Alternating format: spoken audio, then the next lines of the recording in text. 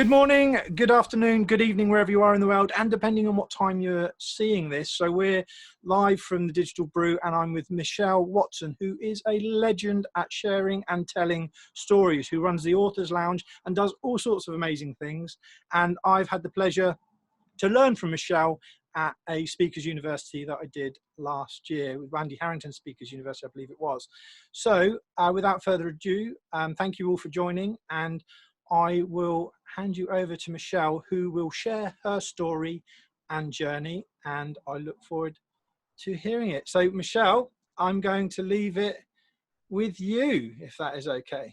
Thank you very much, Ricky. And the funny thing is, he's not told me how long I have to share with you for. So we could actually be here for hours, like, because my story is so long. So thank you very much, Ricky.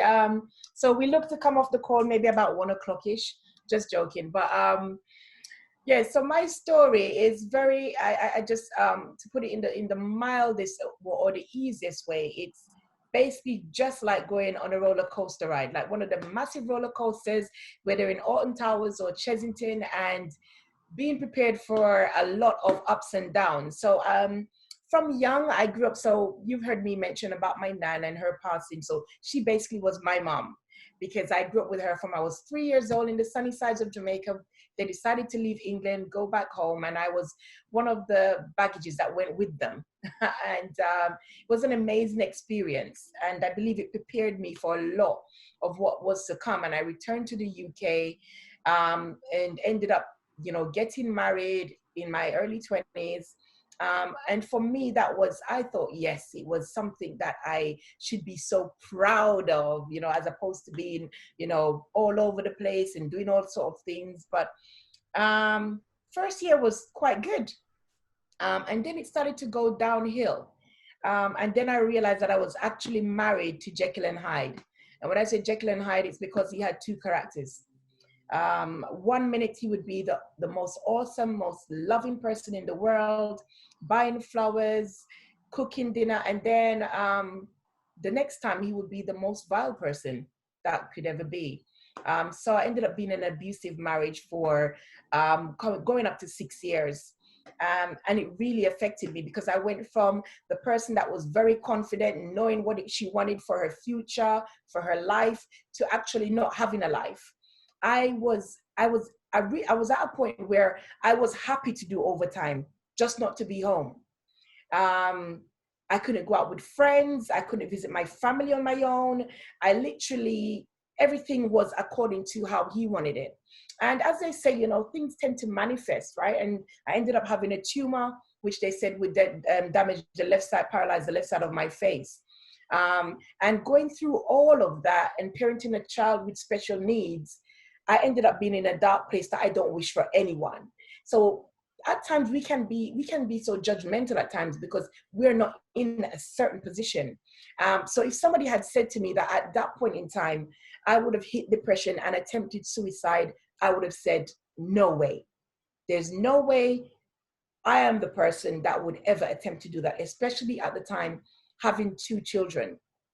And it was a wake-up call for me, because it made me realize that I attempted to end my life and my future because of someone else. And so I did. I ended up having the strength to leave the marriage, but the problems didn't stop. I was stalked. I was locked in my house. I would drive somewhere and I'd come back out. My car tires would be punctured. My car would be keyed. I would wake up and find him standing over me. So it was, I would go to work and come back and all my clothes would be gone from the wardrobe. It was a really horrific time. I was scared to sleep. I was scared to leave my house. It was a place that when I look back, I'm saying to myself, like, how did I get to that point, right? It's like, you're driving on the motorway and you get lost and you're thinking, how did I end up on this dead end, right? And that's kind of how my story unfolded. And then I was able to get help, went to counseling, personal development world, and really started to get reconnected with who I was. And at this time, I know that I needed to do that, especially because I was now that sole parent for my children. And my son having special needs, that was a journey on its own. And I reached a point where I thought, you know what, I wanted to share my story with other people, because I started wondering how many other individuals are out there that have gone through these, traumatic experiences and reached a point where they don't believe that they can get their life back. And so I wrote my first book, Overcome and Rise Above. And it was merely about me just sharing my story and the journey of being a parent of a child that has special needs. And then the school that he attended started to work closely with me and asked me, to work with other parents that found it difficult. And I still didn't take it as anything.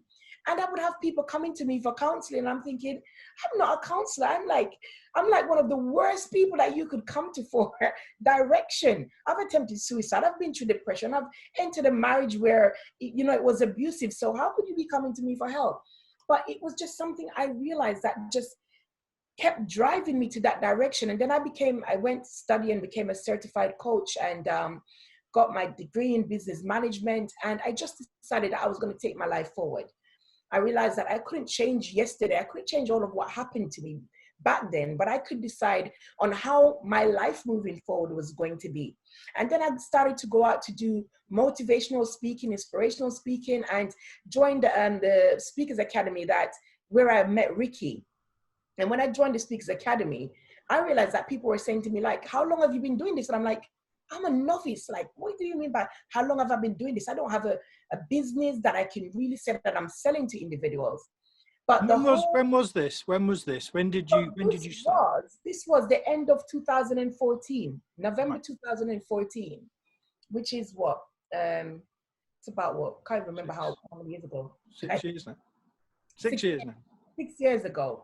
And so my book actually came out in 2015. So my business kind of started by accident. Like, I literally fell into it, right? Because I started to work with people, coaching them after I did the whole coaches training and stuff like that. Started to work with people, coaching them, and then started the Speakers Academy. And they said to me, have you ever thought about actually working with people to help them share their story? And I thought, and was your first book, because you've done different books and lots of things now, so was your first book sharing that particular moment of your life?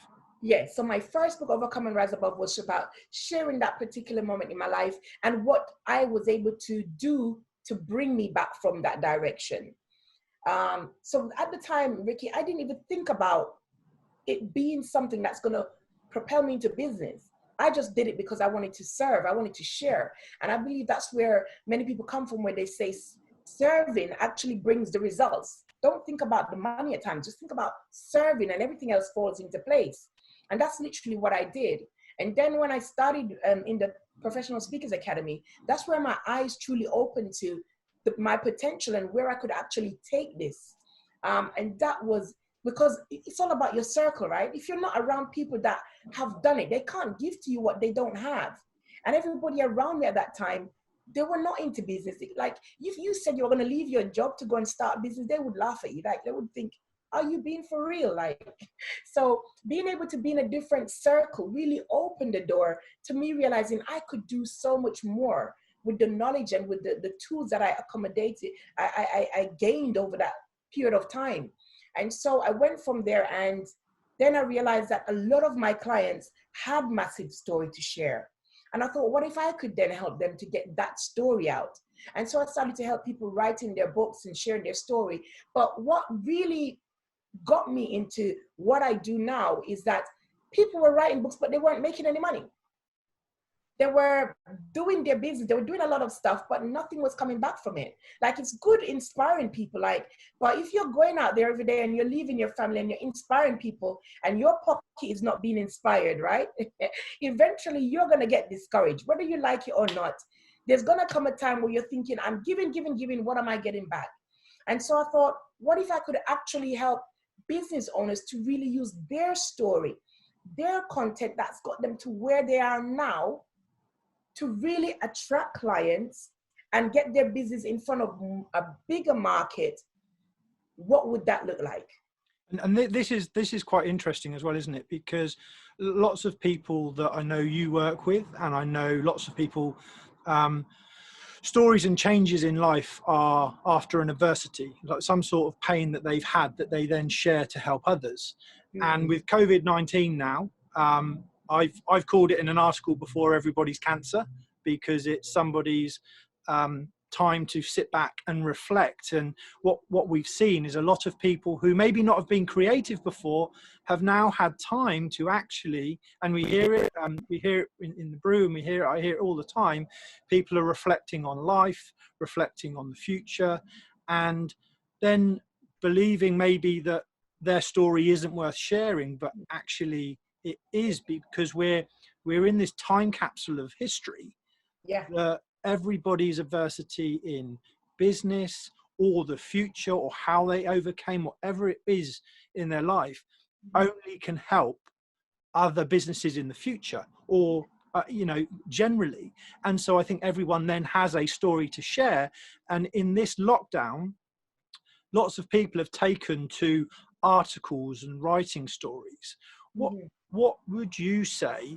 Because obviously, I mean, you have your author's lounge, and you help coaches, speakers, business, everyone structure a story, and your presence on stage, on how you anchor on the stage and how you tell it, it is phenomenal. What sort of tips would you give someone in building a story? What sort of structure? How Right. would you do that?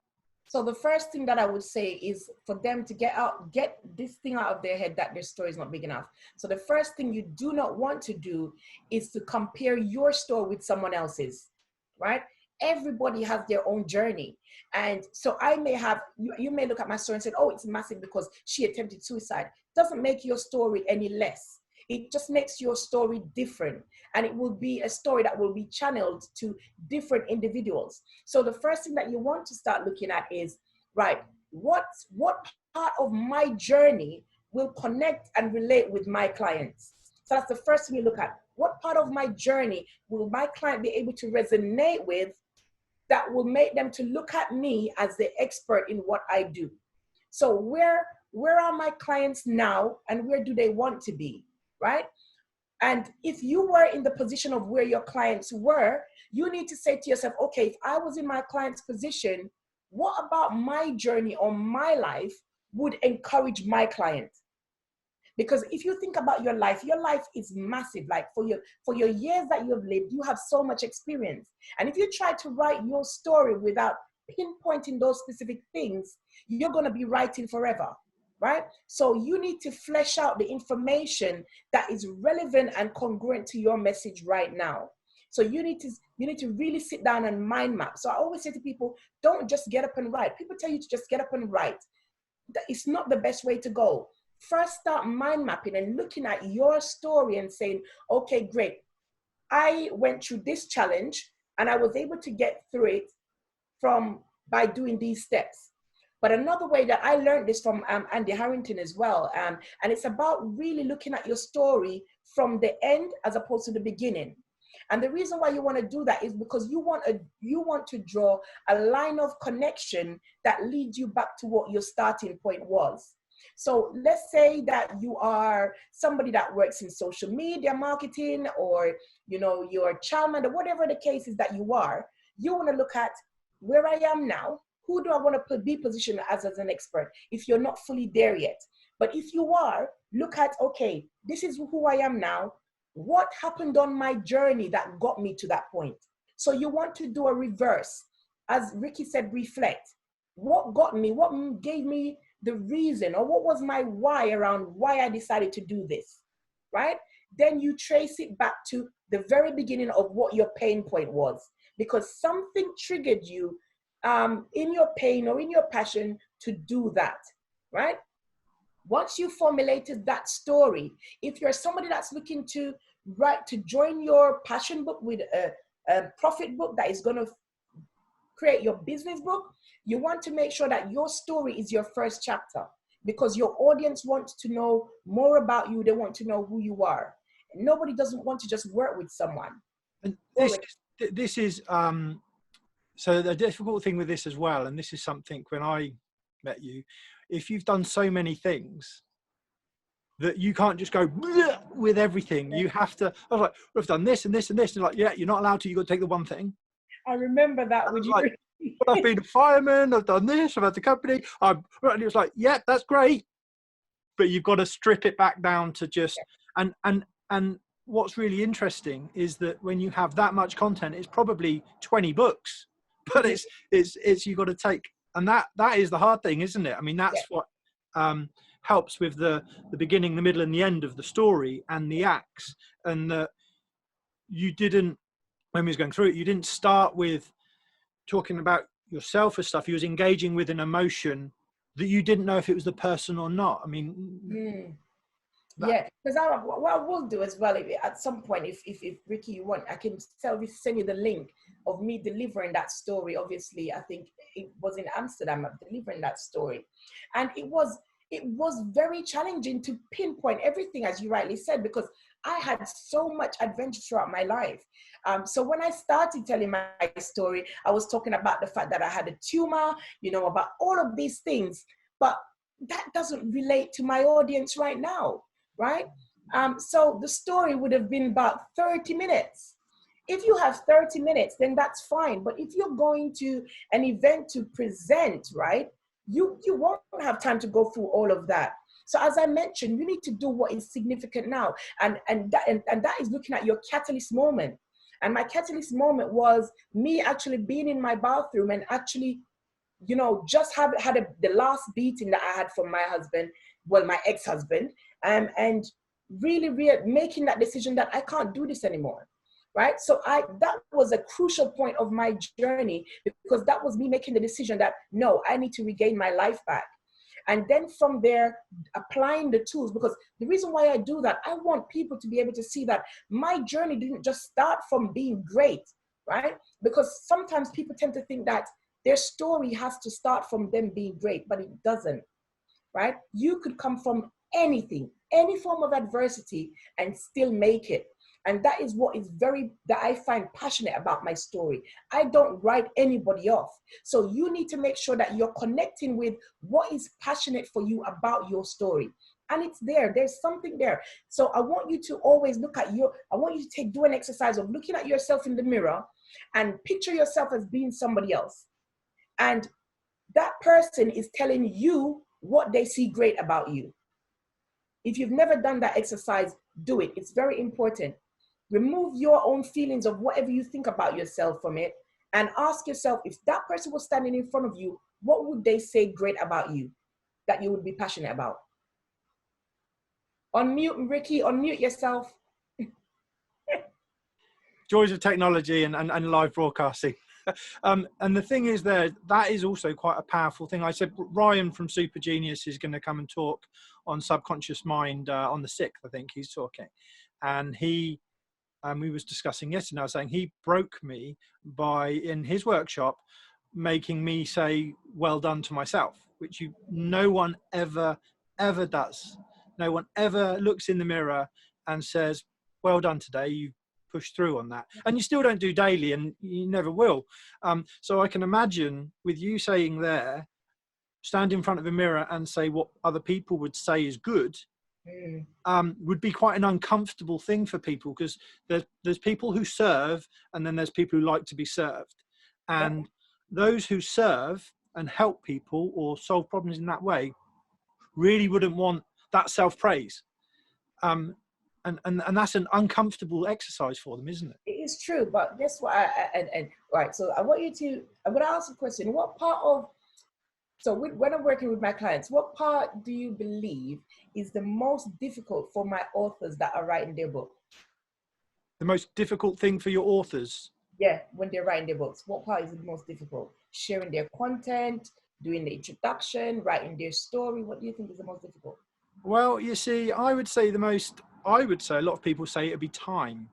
And now, given the fact that people have time, that it will be then getting started. And then once they get started, it's like, right, what's it going to be about? So, I mean, you know what? Funny enough, time is a very challenging factor, but the most difficult for my authors have been writing about themselves, the story bit of their book. right. That's been the most challenging. It's been more challenging than them even finding the time. Funny enough, I have someone on here as well that has started writing her book, and she would agree with me. because writing her story actually, because you have to go so deep into your own experience, and because you live your experience, you writing it really connects you with what's happened to you. And we don't take the time to really pen it and write it down. And it's almost like almost every single one of my authors that I've worked with, they've said it's been therapy. It's been therapy for them, because they're actually writing and reading back what's actually happened to them. It's like sitting down and watching a movie of yourself. And someone's just posted on here saying one of the challenges things for them was believing that they can.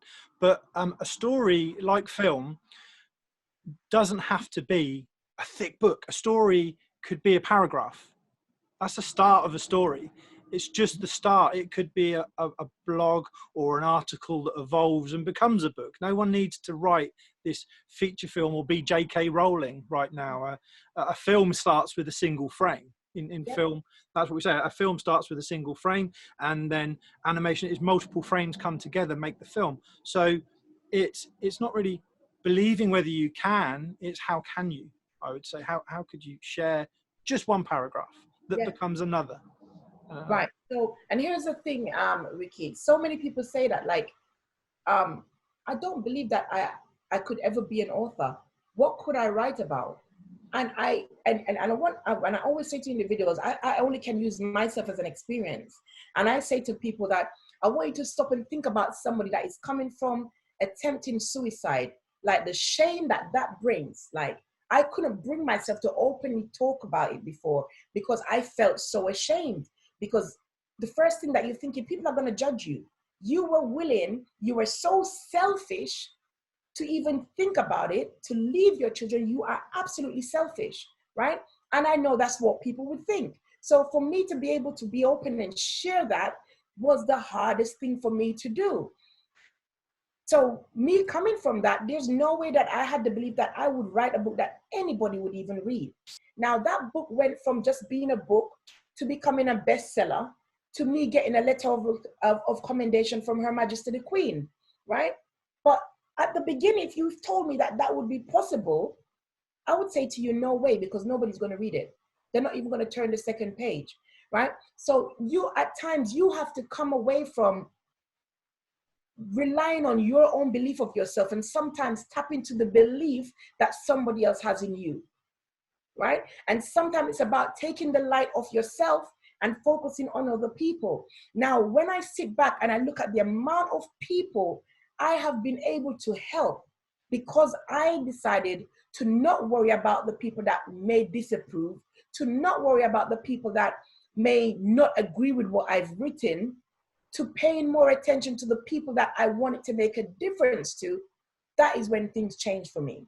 Because I had to stop and take the light away from me and focus it on the people that I wanted to help. And that is what is important for anybody that is going to write. Being open and being vulnerable and allowing yourself to really write a story that's going to make a difference is you thinking about the person that is going to help, as opposed to worrying about what people are going to think about you. And the story as well is, it can also, like we say about stories and personal, quite a few people are starting to look at maybe their personal brand, or maybe the things they'll do afterwards, or as a sort of a side thing that they like to do. But you can also share this in business. What problems does your business solve, and how does it help people, rather than how great a business is? It's Exactly. like these are the problems that it solves, and this is either the story of the business or the journey. And not everybody's going to like what you produce, but if you go on multiple channels and you do different things, someone somewhere will resonate. And if that they resonate in the future, that evolves to become something really powerful, or again a moment in history. And that's sort of that's how it's so although Michelle's saying about stories here, and people go, well, I don't really want to write a book, or I'd like to, but I just don't have time. What's your business's story? What are the things that you're doing right now? And then with COVID-19, what's really interesting, Sam earlier was saying about what do I say to people when they say, how's business? And it's like, well, what's the story? What's your story of this journey? You know, it's been tough. It's but we're pushing through. I'm meeting people, and this is the surrounding part. And your author's lounge, actually, that you hold, because you hold different workshops, don't you, where both online and where people sort of come together, where you help them structure the story. So they may not have any background in writing, but you help sort of chapter it, I suppose, don't you, into acts, as Yeah, it were. we help create that structure. So I don't know if anybody is on the call that is actually either writing their book or thinking about writing one around their business. Do we have anybody, show of hands, at all? There are some that are on here, and I know there'll be some that will be watching this afterwards who would want to do that. So if you want, Ricky, I can give a rough idea around how they can then structure that content out their head. If you want, if you have enough time, I can go through a quick thing of how I help people to structure it. Is that, if you want that? Yeah, that's cool. Okay, great. So I normally say to individuals, don't start writing straight away. The first thing that you want to do is you want to look at, so just look here because I see if somebody has a question. Yep, I'm writing a business book. Yep, Melanie's there. I know Melanie's a part of the Author's Lounge as well. Awesome. So the first thing that I always say to people, anybody that knows me would always hear me talk about the Write Author's Journey, Write being an acronym. And the reason for this is there's some first crucial steps that you want to take before you even start writing the book. Whatever workshop you go to, anything that you do not let anybody say to you, just start writing, right? Would this be, Samantha is saying, would this be like forming a blog? Yes, Samantha, just like forming a blog, because what I always say to people as well, some of your content can actually come from your blogging. There's some content that you've already done that you can actually repurpose and compile it into a book. So if you're someone that you're saying to yourself, I do not have the time to really sit down and write my book, one thing that you can do, you can then say, okay, great, I'm going to be consistent in my blogging, and then eventually put all of that together and make your book. So the first thing that I say to people is why? What is the reason for you writing a book? Do you want to use it as a business card? Do you want to gain credibility? Do you want to get more visibility for your business? Do you want to use it as a lead magnet? That makes a difference to the type of book that you're going to write. Because if you're saying that you're writing a book as a lead magnet, or you're writing a book to be a business card, then your book can't be this thick, right? Because I'm not being funny. If the market, if they do not yet know you in the marketplace, you're giving somebody a 70 or 80,000 words book to read, the chances are they may not open it, right? Or they may not read it to the end. So you need to figure out firstly the why. What is the reason of you writing your book? How do you want to use it for your business? The next thing is doing research. And when I say research, it's not about necessarily going to the library. There's so many tools that you can use. There's answerthepublic.com. If you've never heard of answerthepublic.com, it's a very, very good tool. It's a good tool in the sense of every question that people ask around your topic, you can find it there. So literally, if you're dealing on properties, if you type properties in answerthepublic.com, what it will then do is generate all the questions that people tend to ask on Google or any search engine, right? So how that helps you is that you will be able to see the questions that your potential readers want answers for. And literally all you would do is use your expertise to answer those questions. That will help to formulate your content. So instead of you sitting down and wondering, where do I start from or what content do I write? You want to be really paying attention to what I call the NDP. So when I say research, what you're paying attention to is your client's NDP. And what is that? It's your client's need, desires, and pain points. What are my client's needs, desires, and pain points? Some of this you already have, because if you've started your business, you would have had an avatar in mind. Who is your client? How it is that you're going to serve them? What are the things that they're going through? So you would have a list of that. Then now you need to ask yourself, okay, great. What are the tools or what is the process that I take my clients through, or what are the steps I take my clients through to get from point A to point B, right? Because that is what your book needs to be focused on. You do not want to write a book that doesn't speak to your reader. And if your book is for your potential client, then the question you need to be asking yourself is, what are the questions that is formulating in my client's mind? If I was standing in front of my clients or my potential clients, what are the questions that they would ask me? And write those questions down. Just keep writing those questions, right? Another way of doing your research is creating polls on your social media. Ask questions. Ask questions. You can create Survey Monkey. Ask your clients that you already have or your email list, right? What are some of the challenges that they went through? Or you can ask your clients that you have now, what were the challenges that they were facing before they worked with you, right? What are the challenges that they still faced when they were going through your process, and what was the breaking point for them, right? Because guess what? These are the things that, because all your clients are identical in one way or the other. That's how they build your avatar, right? So all of those questions. So people say they get writer's block. If I'm going too fast, guys, I'm very passionate about like book writing. So I just spiral off sometimes. But when people say they have a writer's block, it's because they did not plan or they didn't map out their book. If you think about it, if you write all of those questions, just have a wall in your house. You could use sticky notes, right? And every question that comes to mind that your client would ask, stick that note on the wall, because that is now a question that you need to answer with the content that you're writing. Unmute, Ricky. See, this is just shocking, isn't it? That's unbelievable. 3 times lucky. I know. Guys, one day I'll know what I'm doing. You know, it's so if anyone's got any questions or any more questions you'd like to add, if you'd like to write those questions in here, and I'll put those to Michelle. I'm just going to ask Michelle, because obviously you've done lots of books, and on the group, if you can, I'll share this, and when I share it, if you can share the links to either your groups or maybe the workshops and things that you're doing, so those that are interested can see and reach out. What piece of advice would you give your younger self? I have 3 questions for you. What piece of advice would you give your younger self? The first advice I would give my younger self is pay less attention to what people think about you and pay more attention to what you think about yourself. Okay, that's cool. Okay, good. And I like that. So pay more attention about what you think about yourself and not what people think of you. About you. Yeah, that's powerful. What about what does success look like for you? Success for me is definitely. I'm a people person. Success for me is seeing the success of others that I've helped to get to that success.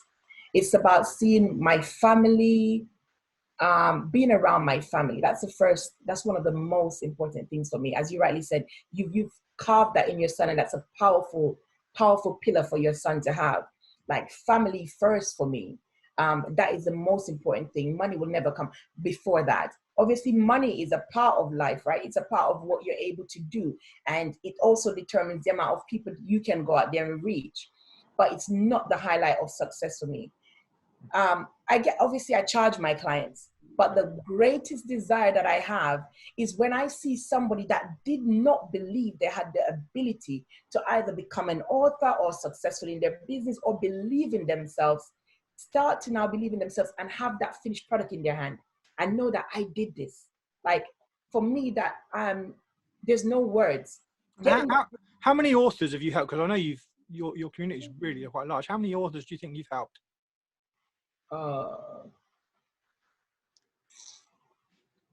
Right. So actually published, because what it was, I was helping authors before I started my publishing company.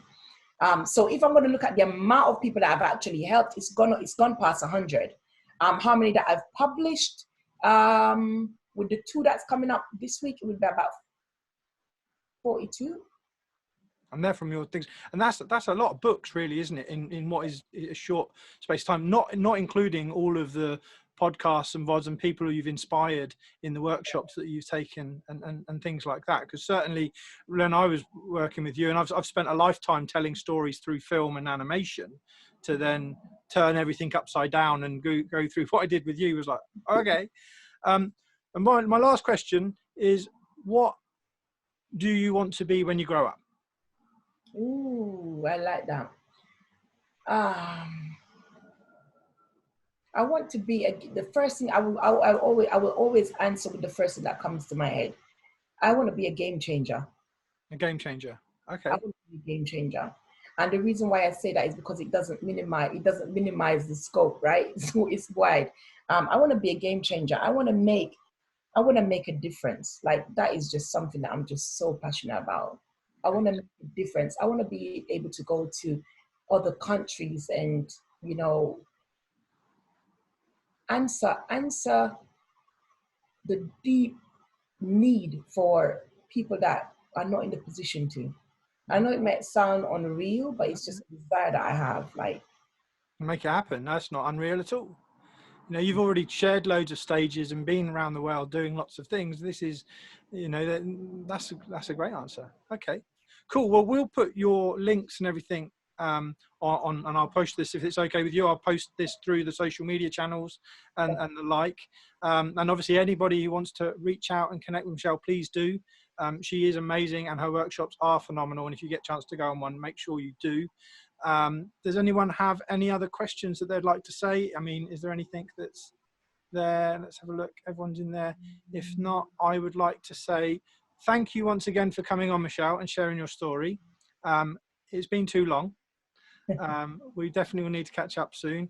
To all of you who might be catching up with us a little later, have a fantastic day, week, evening with your families, weekend with your families, and I look forward to catching up with everybody in the Digital Brew tomorrow or on Monday at 11. I believe on Wednesday, I think it's Wednesday, but on the schedule, we have other speakers and guests that will be coming on. So thank you, Michelle, and I look forward to catching up with everybody very soon.